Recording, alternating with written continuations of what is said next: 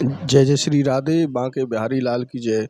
साथियों, ये जो यात्रा है हमारी, ये पहुंचेगी दुरसे की बगीची तक और ये जावरा बरी का नगला से हम यात्रा प्रारंभ कर रहे हैं। अगर आप इधर की तरफ देखेंगे तो ये जावरा के लिए रोड जा रहा है। जावरा से माठ के लिए हम सीधे चले जाते हैं और ये इधर परिक्रमा मार्ग जो चल रहा है तो ये जाएगा पपटेला गांव में।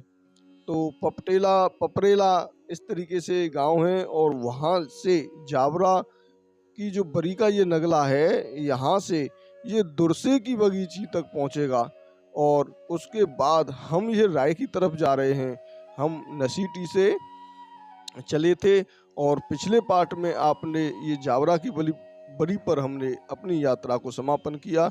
अब हम अपनी यात्रा को यहाँ से बढ़ाते हैं आगे। तो जितने भी भक्त अनुरागी और भगवत प्रेमी इस यात्रा में दूर दूर से देश विदेश से आधुनिक उपकरणों के माध्यम से फेसबुक यूट्यूब आदि के माध्यम से बड़ी मात्रा में इस कथा का श्रवण करने वाले, इस यात्रा में भाग लेने वाले और इस ब्रज मंडल 84 कोस की परिक्रमा में आप सभी यात्रीगणों को मेरा चरण स्पर्श। और आज आप करेंगे बहुत ही अद्भुत और दुर्लभ दर्शन। ऐसे दुर्लभ दर्शन जो हम आपको करा रहे हैं, ऐसे दर्शन आपको कोई और चैनल नहीं करा पा रहा है। संपूर्ण ब्रज दर्शन चैनल के माध्यम से आप सभी लोगों का इस भाग नंबर 24 में हार्दिक अभिनंदन। और अब आप चलें और इस यात्रा को संपूर्ण करें और आप इस यात्रा को बीच में छोड़कर न जाएं, क्योंकि बीच में छोड़ के जाना अपराध होता है। इसीलिए आप संपूर्ण यात्रा करें। आगे आप बढ़ेंगे, ये देख रहे हैं बारिश हो रही है, हल्की हल्की बूंदाबांदी हो रही है और फिर भी भक्तजन आगे बढ़ रहे हैं। बारिश इतनी तेज हुई है कि ये जो खेत हैं ये पूरे भरे हुए हैं। कितना समय हो गया हमें चलते चलते और इस यात्रा को हम कर रहे हैं। अनेकों कठिनाई आ रही हैं, लेकिन जो कठिनाई हैं वो भी फूल बन जाते हैं। श्री कृष्ण जी की इस पावन नगरी में भक्तों के लिए बड़े उत्साह का समय है। पुरुषोत्तम मास चल रहा है। अब ये पुरुषोत्तम मास में एक बार होता ऐसा है कि श्री कृष्ण जी के बच्चे खेल रहे थे और वो एक कुएं के पास पहुँचे। जब उस कुएं के पास पहुँचे तो उन्होंने उस कुएं में देखा तो उसमें एक बहुत बड़ा गिरगिट पड़ा हुआ था। अब जो गिरगिट था वो बड़ा ही, इतना बड़ा गिरगिट कैसे हो सकता है, ये सोचकर बच्चे अपने पिता के पास आए, श्री कृष्ण जी के पास आए। तो जब बच्चे श्री कृष्ण जी के पास आए और उन्होंने बताया कि देखो उसमें एक हमने गिरगिट देखा है। पिताजी चलो आप जल्दी और देखो कि वो गिरगिट ऐसा इतना बड़ा कैसे है। तब श्री कृष्ण जी आए और उन्होंने उस कुएं में देखा तो अपनी दृष्टि डाली, तो जैसे ही दृष्टि डाली तो वो एक इंसान बन गया, एक देवता बन गया। तो बच्चों का बड़ा ही मन हुआ कि पिताजी वो व्यक्ति जो गिरगिट था वो इंसान में कैसे परिवर्तित हो गया। उससे पहले ही वो जो राजा था वो नरीश राजा थे और नरीश राजा ने अपने पूर्व जन्म की कथा बताई। तो पूर्व जन्म की कथा कैसे बताई, उन बच्चों ने श्रवण की और श्री कृष्ण जी ने श्रवण की। उन्होंने बताया कि बच्चों, पहले मैं बहुत बड़ा राजा था, मेरे पास धन की कोई कमी नहीं थी और मैं भगवान के प्रति बहुत ही प्रेम भाव करता था और मैं रोजाना गायों का दान करता। एक बार ऐसा हुआ कि एक साधु संत मेरे पास आए और मैंने उनको गाय दान में दी। अब जो गाय मैंने उनको दान में दी तो वो ब्राह्मण प्रसन्न होकर अपने घर चले गए और गायों को लेकर चले गए। तो मैंने उनको 1000 गाय दान करी थी। अब 1000 गाय मैंने दान दी तो होता ऐसा है कि उसमें से एक गाय वापस आ जाती है और वो मेरी गौशाला में आके रहने लगती है। और दूसरे दिन जब मैंने गाय दान करने के लिए गया तो उसी में से जो गाय वापस आई थी वो गाय मैंने दूसरे ब्राह्मण को दान में दे दी। और जब दूसरे ब्राह्मण को दान में दे दी तो जो ब्राह्मण पहले थे उन ब्राह्मणों को उन्होंने गायें गिनी तो एक गाय कम पड़ी, 1000 में से 999 गायें उनको मिली। तो बड़ा ही आश्चर्य हुआ कि एक गाय चली कहाँ गई। अब वो उस गाय को लगते हैं ढूंढने के लिए, ढूंढते ढूंढते ढूंढते ढूंढते उस गाय को जब ढूंढते हैं तो कहीं उनका पता नहीं चलता है। लेकिन तभी वो गाय एक ब्राह्मण के पास उनको दिखाई देती है। अब ब्राह्मण के पास दिखाई दी तो बड़ा ही आश्चर्य हुआ, बोले कि अरे ब्राह्मण, ये जो गाय है ये मेरी गाय है, तुम इसे मुझे वापस दे दो। तो वो बोले, अरे महाराज, इस गाय को तो मैं अभी लेकर आया हूँ, मुझे राजा ने दान में दी है। बोले, नहीं, तुम गलत कह रहे हो, ये गाय मेरी है और तुमने इस गाय को चोरी कर लिया है और अपनी बना रहे हो। ये देखो, इसके गले में जो पट्टा बंधा हुआ है ये मेरा ही पट्टा है, ये इस चीज को तुम देख सकते हो। तो वो बड़ा परेशान, जो ब्राह्मण गाय, अरे मुझे तो राजा ने दान में दी है और मैंने तो कोई चोरी नहीं की है।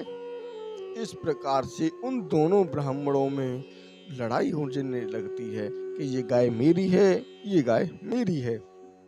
लेकिन जो पहले वाले ब्राह्मण थे वो उस राजा के पास चले जाते हैं कि राजन, तुमने जो दान गाय मुझे दी थी वो उस ब्राह्मण के पास है और ये कह रहे हैं कि मैंने दान दी है। तो राजा ने उन ब्राह्मणों को भी बुलाया और बोले कि महाराज, आपने इनकी जो गाय है ये आप इनको दे दो, उसके बदले मैं आपको 1000 गाय दे देता हूँ। उन्होंने कहा कि नहीं महाराज, ऐसा नहीं हो सकता है, आपने मुझे एक बार दान में दे दी वो गाय, अब मैं उसको नहीं दे सकता हूँ। फिर दोनों ब्राह्मण आपस में ही लड़ने लगते हैं कि वो मेरी गाय है, ये मेरी गाय है। इस पर जो पहले ब्राह्मण थे उन्होंने बड़ा ही क्रोध किया कि तुम मेरी एक गाय मुझे वापस नहीं दे सकते हो, कैसे राजा हो तुम। राजा नरीश बड़े ही परेशान हो गए कि मैं इन दोनों ब्राह्मणों का कोई निष्कर्ष नहीं निकाल पा रहा हूँ, मैं कुछ नहीं कर पा रहा हूँ, अब मैं बड़ी दुविधा में फंस गया। तो राजा नरीश को जो ब्राह्मण होते हैं वो श्राप दे देते हैं कि राजन, तुमने एक बार दान की हुई वस्तु को दोबारा दान कर दिया है। ये देखो, गौ माता के आप यहाँ पर दर्शन कर सकते हैं। इस गांव में बड़ा ही अद्भुत आनंद है, यहाँ पर अनेकों टेंट लगे हुए हैं और यात्रीगण यहाँ पर रुक रहे हैं। ये देखें, कितने आनंद में यात्रीगण यहाँ पर बैठे हुए हैं, चाय पी रहे हैं, कुछ खा रहे हैं। तो इस तरीके का आनंद लेते हुए और पूरी मस्ती करते हुए, इन श्री कृष्ण जी का जप करते हुए इस यात्रा को कर रहे हैं। तब राजा नरीश ने उस श्राप को स्वीकार किया। उस श्राप का कारण क्या था? तो वो बोले कि तुम गिरगिट की तरह बात बदल जाते हो, तुम एक दान को करके दोबारा दान कर देते हो, इसीलिए तुम गिरगिट बन जाओ। और तब से अब राजा इतना बड़ा और इतने दान किए, इतने पुण्य किए और फिर भी उनको गिरगिट का जन्म मिला। लेकिन उनका जो जन्म लेने का कारण था, गिरगिट का जन्म उनको जो मिली, बड़ा ही अद्भुत है। क्योंकि अगर वो राजा के रूप में ही रहते तो भगवत प्राप्ति वो कभी नहीं कर सकते थे, उनको भगवत प्राप्ति नहीं मिल पाती। और फिर होता क्या है कि वो श्री कृष्ण जी की पावन नगरी द्वारका के कुएं के गिरगिट बने और श्री कृष्ण जी की उन पर नजर पड़ी। और जब श्री कृष्ण जी की उन पर नजर पड़ी तो सब कुछ बदल गया, सब कुछ, क्योंकि उनको गोलोक धाम मिला, उनको ऐसी अद्भुत लीलाएं जो श्री कृष्ण जी वहां पर रहते हैं गोलोक धाम में, उसका उनको निवास मिला। बड़े ही प्रसन्न। तो हजारों हजारों लाखों लाखों साल लोग करते हैं यज्ञ तप जप, फिर भी श्री कृष्ण मिलना स्वाभाविक नहीं है। लेकिन यहाँ पर थोड़ा सा ही ये पुण्य कार्य करने पर पुरुषोत्तम मास में अगर आप इस परिक्रमा को लगा लेते हैं, इस यात्रा को कर लेते हैं, तो न जाने आपके कितने अनेकों अनेक पाप खत्म हो जाते हैं। जैसे हमने कल के वीडियो में बताया था, द्रौपदी जी ने बहुत ही सुंदर जवाब उस महात्माओं को दिया। उन्होंने कहा कि जहाँ पर सत्संग चल रहा हो वहाँ पर जाने पर, एक कदम चलने पर आपको 100 यज्ञ का फल मिलता है। तो उसी प्रकार ये जो स्थान है, ये सत्संग है, ये सत्संग की जगह है, ये श्री कृष्ण जी का गोलोक धाम से आया हुआ एक हिस्सा है और ये बहुत ही अद्भुत है। यहाँ पर श्री कृष्ण जी अपनी लीलाएं करते हैं और उन लीलाओं को जब श्री कृष्ण जी करते हैं तो भक्तजन यहाँ पर उन्हीं लीलाओं का आनंद लेते हैं। तो एक बात और मैं आपको बताना चाहता हूँ कि जब श्री कृष्ण जी, क्या आपको पता है श्री कृष्ण जी जो लीलाएं करते थे, मान लीजिए श्री कृष्ण जी बैठे हैं गोकुल में। अब गोकुल में बैठे हुए हैं तो वो कामा कैसे पहुंच जाएंगे? कामा पहुंचने में हमें कम से कम 2.5 से 2 घंटे लगते हैं। 60 किलोमीटर है कामा। और गोकुल से ये जो स्थान पर हम चल रहे हैं, माट के एरिया में हम चल रहे हैं, इस समय पे माट और राय के बीच में चल रहे हैं। तो यहाँ तक आना, यहाँ तक कैसे आते थे श्री कृष्ण जी? तो ये जो भगवान है, पुरुषोत्तम मास की जो महिमा बताई गई है वो किस प्रकार से है कि ये जो ब्रजमंडल है, ये चलता फिरता ब्रजमंडल है। पिछले वीडियो में हमने उसकी कथा विस्तार से बताई थी, लेकिन थोड़े से छोटे से रूप में आज फिर हम आपको एक बार बता देते हैं कि जिस प्रकार से एक्सीलेटर वाली सीढ़ियाँ होती हैं, उन पर अगर हम चलते हैं, खड़े हो जाते हैं, तो वो अपने आप ही चलती हैं। तो जब वो अपने आप चलती हैं और उन पर अगर हम चलना प्रारंभ कर दें तो कितनी जल्दी हमारा सफ़र हो जाता है, बहुत जल्दी हम आगे निकल जाते हैं। इसी प्रकार से अगर आप साधारण सीढ़ियों पर चलोगे तो जैसे आपको 14वीं मंजिल पर जाना है, जब आप 14वीं मंजिल पर जाओगे तो कितना समय आपको लगेगा, वो सीढ़ियाँ आपको चढ़नी पड़ेंगी, बहुत बड़ा आपको कष्ट होगा, आपके घुटनों में भी दर्द हो सकता है, सांस भी फूल जाती हैं। लेकिन जब आप उन इलेक्ट्रॉनिक वाली सीढ़ियों पर चलते हो और उसमें अगर आप थोड़े से 4-5 कदम भी चल लेते हो तो आपका जो सफ़र है वो बहुत जल्दी तय हो जाता है। इसी प्रकार से ये चलता फिरता ब्रज है। अभी इस चलता फिरता ब्रज श्री कृष्ण जी की सहायता कैसे करता है? ये चलता फिरता ब्रज श्री कृष्ण जी की इस तरीके से सहायता करता है। मान लीजिए, आप एक उदाहरण के तौर पर आपको मैं समझाने की कोशिश कर रहा हूँ कि मान लो ब्रजमंडल है और ये ब्रजमंडल है कमल का फूल। अब कमल का फूल हो गया तो जब आप देखते हैं कि कमल का फूल रात में बंद हो जाता है। अब जो रात में कमल का फूल बंद हो गया और सुबह जब खुला तो मान लीजिए श्री कृष्ण जी हैं गोकुल में और वो कमल का फूल है बंद। अब सुबह जैसे ही वो पत्तियां होती हैं, वो पत्ती के ऊपर श्री कृष्ण जी वहां पर विराजमान हो गए, तो जैसे ही वो पत्ती खुलेगी, सुबह होगी और वो पत्ती खुल जाएगी तो वो क्या होगी, वो फैल जाएगी। मतलब जब तो वो सुकड़ी हुई थी और जब वो फैलेगी तो क्या होगा, काफी बड़ी हो जाएगी, अपने आकार में बहुत बड़ी हो जाएगी। इसी तरीके से ये जो ब्रजमंडल है, ये इस तरीके से श्री कृष्ण जी की सहायता करता था कि वो कमल का फूल बंद होता और श्री कृष्ण जी उस पत्ती के ऊपर सवार हो जाते। जैसे ही वो फैलता तो श्री कृष्ण जी एक जगह से दूसरी जगह क्षण भर में ही पहुंच जाते थे। और जब शाम होती तो वो फिर कमल का फूल बंद होता तो श्री कृष्ण जी पुनः अपने स्थान गोकुल में, नंदगांव में और मथुरा में, जहाँ पर भी श्री कृष्ण रहते वहाँ पर पहुँच जाते। इस प्रकार से ये ब्रजमंडल गोलोक धाम से आया हुआ श्री कृष्ण जी की सहायता करता। और एक कारण और था कि जब श्री कृष्ण जी गैयों को चराने के लिए यमुना को पार करते तो वो क्या करते, वो गैयों की पूंछ को पकड़ लेते थे। जैसे किसी व्यक्ति की मृत्यु नहीं हो रही है, बहुत कष्ट पा रहा है, तो उनको गैयों का दान करने के लिए कहते हैं, तो उनकी गाय की पूंछ को पकड़वा कर नैया पार करने के लिए कहते हैं। इस आपदा में इस समय पे जो बाढ़ आ रही हैं और अनेकों तरीके के जो प्रकृति से खिलवाड़ हो रहा है, उस खिलवाड़ में जब उस गाय को आप देखते हैं तो वो तैरती हुई आती हैं। ये देखें कितना अद्भुत स्थान यहाँ पर हो रही है श्रीमद् भागवत। और यहाँ पर जो भागवत जी की कथा हो रही है, यहाँ पर अभी जल भर गया है, जिसकी वजह से ये कथा को स्थगित कर दिया गया है। यहाँ पर भक्तगण आते हैं और भागवत जी का यहाँ पर सुनते हैं और आनंद लेते हैं। तो ये हम पहुंच चुके हैं अब पपटेला में, और ये जो पपटेला है यहाँ पर हो रहा है भंडारा। तो आप यहाँ पर देख रहे हैं ये भंडारा चल रहा है। श्रद्धालु जन यहाँ से भोजन ले रहे हैं, प्रसाद ले रहे हैं और पा रहे हैं। अद्भुत आनंद यहाँ पर मिल रहा है श्रद्धालुओं को। अब हम यहाँ से आगे की तरफ बढ़ते हैं और देखते हैं आनंद कितना आ रहा है। यहाँ पर बारिश हो रही है, स्लो स्लो धीरे धीरे बारिश हो रही है। ये आप रोड देख रहे होंगे तो ये भीगा हुआ रोड है।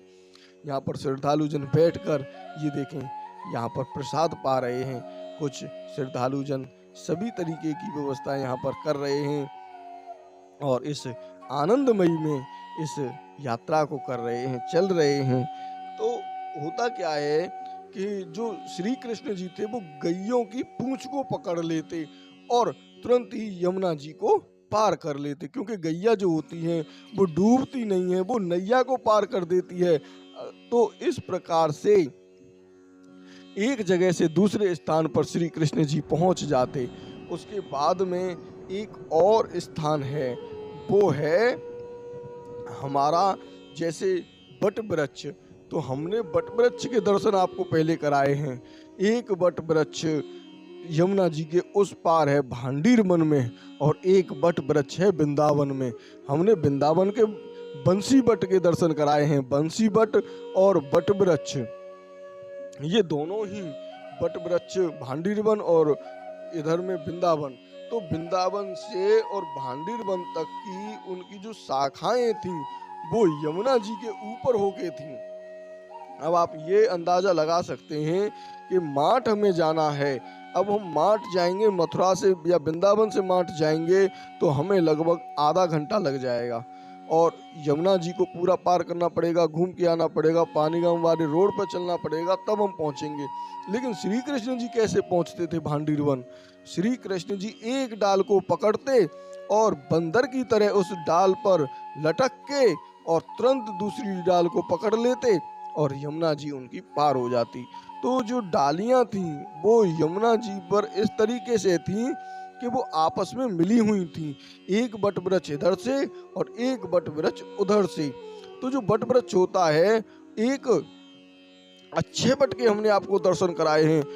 अच्छे बट में पुल बने हुए हैं, जैसे आप एक लंबी डाली जा रही है उसके नीचे एक पिलर होता है पुल बनाने के लिए। तो इसी तरीके से उस अच्छे बट में से अनेकों शाखाएं निकली हुई हैं और बहुत लंबी एक डाली भी बनी हुई है।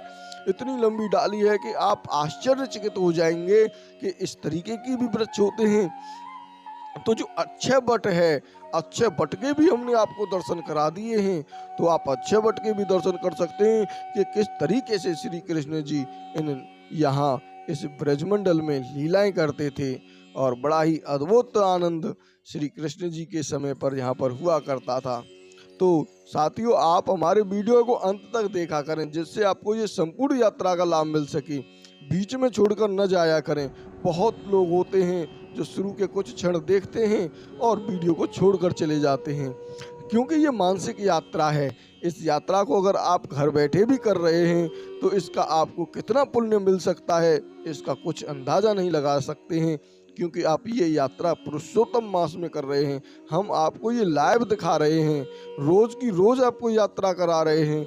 ऐसा एक भी दिन नहीं है जहाँ पर हम आपको यात्रा न करा रहे हों। लगातार हम वीडियो निकाल रहे हैं, लगातार मेहनत कर रहे हैं, केवल आप लोगों के लिए कि आप लोगों को इस पुरुषोत्तम मास में पुण्य प्राप्त हो। और हम यहाँ पर पैदल परिक्रमा भी नहीं कर पा रहे हैं। पैदल परिक्रमा इसलिए नहीं कर पा रहे हैं कि अगर हम पैदल यात्रा करेंगे तो आप लोगों को ये यात्रा करने का सौभाग्य भाग्य प्राप्त कैसे होगा, आप लोग इस यात्रा को कैसे कर पाएंगे। तो साथियों, ये आप देख रहे हैं यहाँ पर जो गाड़ियाँ चल रही हैं, ये गाड़ियाँ काफ़ी कठिनाइयों के साथ में यहाँ से निकलती हैं। बहुत कष्ट देकर यात्रीगणों को इतना कष्ट देती हैं ये गाड़ियाँ निकलने में, जिसका कुछ कहा नहीं जा सकता है। अगर आपका भी मन है इस ब्रज 84 कोस यात्रा को करने का और गाड़ी से करने का है, तो आप इन रास्तों से ना आएं। जहाँ जहाँ होकर परिक्रमा चल रही है वहाँ से दूसरी साइडों में रोड बने हुए हैं, अनेकों रोड बने हैं जिन पर आप आ सकते हैं। लेकिन ये परिक्रमा मार्ग में ये जो गाँव के रास्ते हैं, ये बहुत छोटे सकरे रास्ते हैं और इन सकरे रास्तों में बहुत मुश्किल होता है। तो साथियों, हम आ चुके हैं ये जो हमने आपको बताया था दरवे की बगीची, तो यहाँ पर हम आ चुके हैं। यहाँ से हम अब राय की तरफ पहुँचेंगे। तो उस राय की जो वीडियो होगी वो मिलेगी आपको भाग नंबर आगे के में, क्योंकि इतना लंबा जो सफ़र है ये काफ़ी लंबा सफ़र है। 256 किलोमीटर की ये यात्रा है। अब 256 किलोमीटर की जो यात्रा होगी वो काफ़ी ज़्यादा समय लेगी। हमने आपको पिछले लगभग 22-23 पार्ट आपको करा दिए हैं, जिसमें आपको संपूर्ण यात्रा कराई है, जिसमें से एक भाग से लेकर 15 भाग तक उसमें यात्रा शुरू नहीं हुई थी। हम ये चाहते थे कि पहले हम आपको खाली रोड दिखा दें, केवल रास्ता ही रास्ता आपको दिखा दें, लेकिन ऐसा संभव नहीं हो पाया। बीच में बाढ़ की स्थिति पैदा हो गई, जिसकी वजह से हम आगे की यात्रा आपको नहीं करवा पाए थे। अब हम आपको जब ये बड़ी परिक्रमा हमारी समापन हो जाएगी तो आगे की जो यात्रा है छोटी परिक्रमा उसको हम प्रारंभ कर देंगे और आपको संपूर्ण यात्रा करा रहे हैं। संपूर्ण ब्रज दर्शन चैनल आपको संपूर्ण ब्रज 84 कोस की यात्रा करा रहा है और ये आप ज़्यादा से ज़्यादा लोगों के पास शेयर किया करें, क्योंकि आप लोग शेयर नहीं करते हैं। अगर जब आप लोग शेयर नहीं करेंगे तो आपको पुण्य की प्राप्ति कैसे होगी। अगर आपने एक शेयर किया और उस व्यक्ति ने अगर इस वीडियो को देख लिया तो आपको कितना पुण्य मिलेगा, अक्षय पुण्य मिलेगा। अक्षय पुण्य, अक्षय पुण्य का मतलब होता है कभी न खत्म होने वाला, क्योंकि ये जो समय चल रहा है ये पुरुषोत्तम मास का समय चल रहा है। और ये जो बाबा देख रहे हैं आप, ये पता है कहाँ से आए हैं। ये जो फालेन गांव है हमारा, छाता में पड़ता है ये। और उस फालेन गांव में जब होली आती है तो होली जलती है। जो प्रहलाद जी होते हैं, उन प्रहलाद जी की गोद में लेकर जो बैठते हैं तो वो पंडा यहाँ के उसी धर्म को निभाते हैं। और वहाँ पर एक कुंड है, उस कुंड में से स्नान करके और उस जलती हुई बहुत बड़ी जो होली लगती है, जलती हुई धधकती आग में से ये पंडा बाहर निकलते हैं।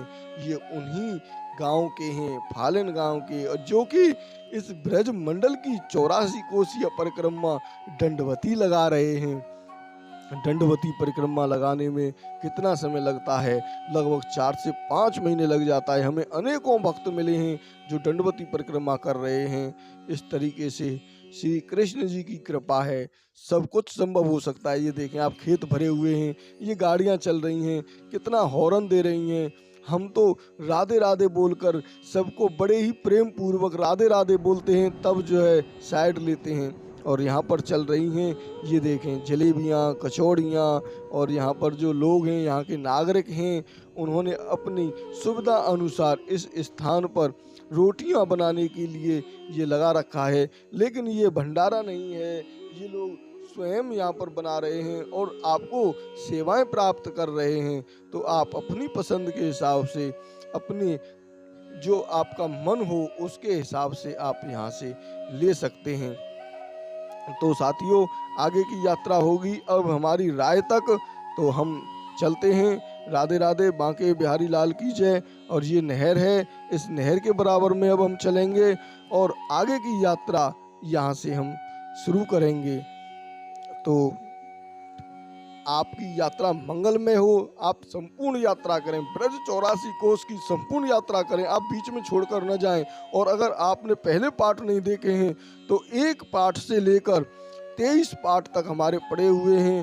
संपूर्ण यात्रा आप करें और इस ब्रज मंडल की अद्भुत महिमा का आप यहाँ पर आनंद लें और अपने जीवन को सफल बनाएं। इस पुरुषोत्तम मास में ये छोटा सा कार्य जरूर कर लें और ज़्यादा से ज़्यादा लोगों के पास शेयर करें। पहली बार अगर आप जुड़े हैं तो हमारे चैनल को सब्सक्राइब कर लें। राधे राधे। बांके बिहारी लाल की